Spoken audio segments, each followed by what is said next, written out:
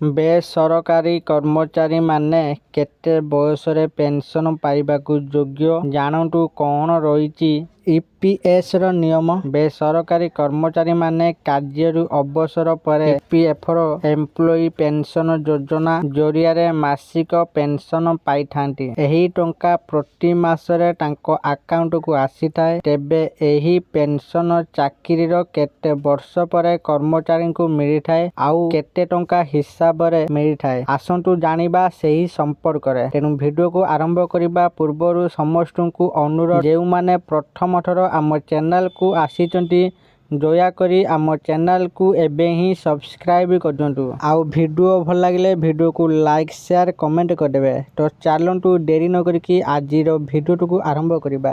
ସରକାରୀ ନିୟମ ଅନୁସାରେ ପିଏଫ୍ ଟଙ୍କାକୁ ଦୁଇଟି ଭାଗରେ କଟାଯାଏ। ଗୋଟିଏ ହେଲା ଇପିଏଫ୍ ଏବଂ ଅନ୍ୟଟି ହେଲା ଇପିଏସ୍ ଏମ୍ପ୍ଲୋୟି ପେନସନ ଯୋଜନା। ଏମ୍ପ୍ଲୋୟି ପେନସନ ଯୋଜନାକୁ ଆପଣ ପିଏଫ୍ ବାଲାନ୍ସ ପରି ଯାଞ୍ଚ କରିପାରିବେ ନାହିଁ, କିନ୍ତୁ ଆପଣ ନିଜ ପିଏଫ୍ ପାସବୁକରେ ବାର୍ଷିକ କେତେ ଟଙ୍କା ସୁଧ ଜମା ହେଉଛି ତାହା ଜାଣିପାରିବେ। ଏମ୍ପ୍ଲୋୟି ପେନସନ ଯୋଜନାରେ ଆପଣ କେତେ ଟଙ୍କା ପାଇବେ ସେ ନେଇ ସରକାର ଏକ ମାନଦଣ୍ଡ ସ୍ଥିର କରିଥାନ୍ତି।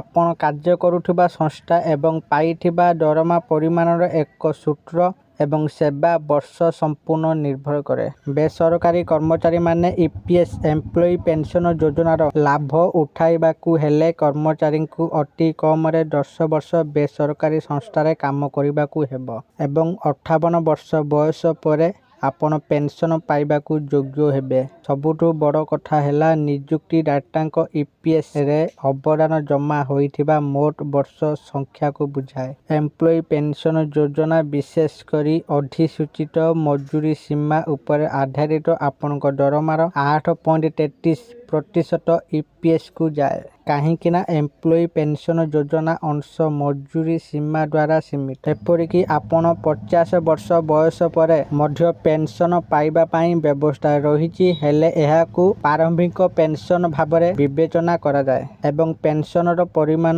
ପରବର୍ତ୍ତୀ ସମୟରେ ହ୍ରାସ ପାଇବ। ଯଦି ଆପଣ ଟିକେ ଅଧିକ ପେନସନ ପାଇବାକୁ ଚାହୁଁଛନ୍ତି, ତେବେ 58ରୁ 60 ବର୍ଷ ବୟସରେ ପେନସନ ପାଇଲେ ମୋଟା ଅଙ୍କର ଲାଭ ପାଇବେ। ଯଦି ଆପଣ କୌଣସି ଏକ ସଂସ୍ଥାରେ 10 ବର୍ଷ ପୂର୍ବରୁ ଚାକିରି ଛାଡ଼ି ଦିଅନ୍ତି, ତେବେ ଆପଣ ମାସିକ ପେନସନ ପାଇବା ପାଇଁ ଯୋଗ୍ୟ ହେବେ ନାହିଁ, କିନ୍ତୁ ଆପଣ ପିଏଫ୍ ଆକାଉଣ୍ଟରେ ସମସ୍ତ ଟଙ୍କା ଏକକାଳୀନ ଉଠାଇ ପାରିବାର ବ୍ୟବସ୍ଥା ରହିଛି। ଆଶା କରୁଛି ଆପଣମାନେ ଭିଡ଼ିଓ ଦେଖି ସବୁକିଛି ବୁଝି ଯାଇଥିବେ।